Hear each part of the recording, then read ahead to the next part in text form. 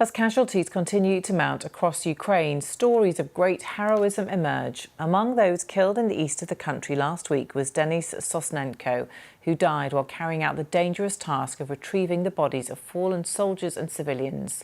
My colleague Andrew Harding has more now on this story, and a warning: you might find some of his report distressing. Fresh snow and a funeral in the Donbas this morning. This time for a man who was not quite a soldier and not quite a civilian either. 21-year-old Denys Sosnenko was a body collector. His mother is led towards his open coffin.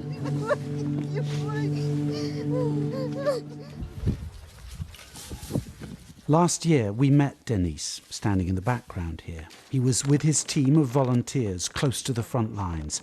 A grim and dangerous job scouring Ukraine's battlefields for abandoned bodies, Ukrainian and Russian soldiers alike. And now he's being buried, a few days after driving over an anti-tank mine. He always told us, "I have to do this work. If not me, then who?" says his mother, Ludmila.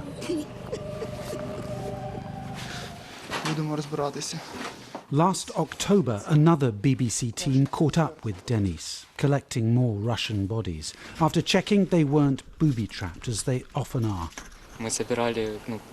Denys spoke then of the horrors of the work, of picking the dead up limb by limb. But today his teammates talk of his dedication. He did so much with his short life. He brought back so many dead people, and we must carry on with that work, because there are families still waiting for the dead to come home. So many of those unclaimed bodies are here in the northern Donbas, a blasted landscape littered with Russian corpses. But the Kremlin's forces are learning from their mistakes and slowly seizing more ground.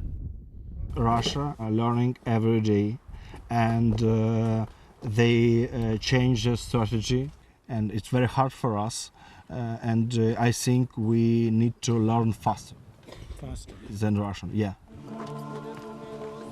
In the meantime, Denys's coffin is brought to his hometown cemetery. The mood here, and indeed across Ukraine, is one not just of grief but of exhaustion, the fear that this long war has barely even begun, and that the work of body collectors like Denys will be needed here for months, if not for years to come. Andrew Harding, BBC News, Ukraine.